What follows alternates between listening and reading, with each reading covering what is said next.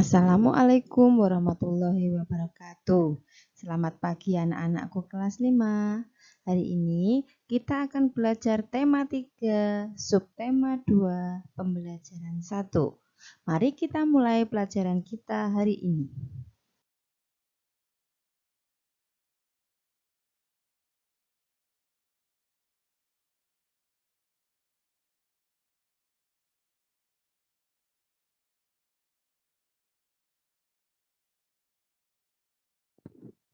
Anak-anak, bacalah percakapan di bawah ini dengan cermat.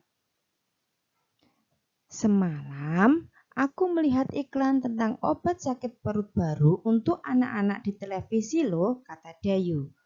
Wah, sudah ada iklan baru lagi. Seperti itu produk baru ya, kata Udin. Betul, iklan itu menarik karena iklannya dibuat seperti film, kata Dayu kembali. Ternyata media iklan itu bermacam-macam ya. Kalau kamu suka iklan di media cetak seperti di koran dan majalah atau media elektronik, tanya Lani. Kemudian Udin menjawab, kalau aku lebih suka media elektronik karena gambarnya dapat bergerak dan ada suara, jadi lebih seru. Kemudian Lani berkata, kalau aku suka kedua-duanya. Sekalipun iklan di media elektronik memang terdengar lebih seru, tetapi iklan di media cetak juga banyak yang bagus. Gambar-gambar yang dipergunakan memiliki warna yang cerah dan kalimat iklannya juga bagus-bagus. Sekarang, dari percakapan di atas, tuliskan perbedaan antara iklan media cetak dan iklan media elektronik. Samakan pendapatmu dengan pendapat temanmu. Apabila kamu menemukan pendapat yang berbeda, lengkapi pendapatmu dengan pendapat temanmu. Ya, kalian sebutkan perbedaan iklan media cetak dengan iklan media elektronik. Kalian kerjakan di buku tugas kalian sebagai tugas yang pertama. Siang itu, siswa-siswi kelas 5 sedang beristirahat di depan kelas. Ada Lani dan Dayu. Aduh, perutku sakit, kata Lani. Wah, kenapa Lan? Tanya Dayu. Lani menjawab, sepertinya mahku kambuh. Dayu berkata, kemarin mahku juga kambuh Lan. Dokterku memberikan obat mah seperti yang ada di iklan televisi. Bahkan ada obat mah yang memiliki aneka rasa. Mungkin kamu pernah meminumnya? Oh iya, aku jadi teringat. Ternyata aku memiliki obat mah yang kamu maksud di dalam tasku yuk. Terima kasih atas perhatiannya ya, kata Lani. Lalu, apa kata doktermu waktu itu, Dayu? Apa yang menyebabkan mah kita kambuh? Tanya Lani. Nah, anak-anak, masih ingat cerita Dayu dengan mahnya? Sekarang, kamu ulas kembali penyebab seorang dapat terserang mah. Kalian kerjakan di buku tugas kalian sebagai tugas yang kedua ya.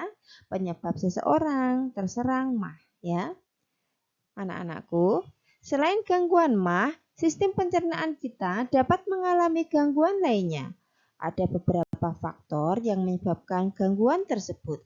Misalnya, mengkonsumsi makanan yang tidak sehat dan pola makan yang tidak teratur. Sekarang, mari kita mencoba.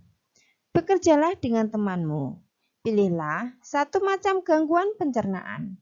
Rancanglah poster yang menerangkan tentang gangguan pencernaan tersebut. Isi poster tersebut harus sama dengan isi peta pikiran yang telah kamu buat sebelumnya. Namun, ukuran poster harus cukup besar. Perhatikan beberapa hal berikut. Judul poster.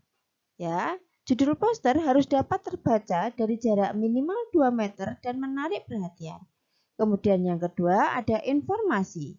Disajikan dalam bentuk poin, tulisan harus rapi dan cukup besar agar terbaca dari jarak minimal 1 meter. Informasi terdiri atas keterangan mengenai topik pembahasan, penyebab gangguan, gejala dari gangguan, dan cara mengatasi gangguan tersebut. Kemudian grafik. Poster akan lebih menarik jika dilengkapi dengan grafik atau gambar-gambar yang memudahkan pembaca mengerti informasi yang disampaikan.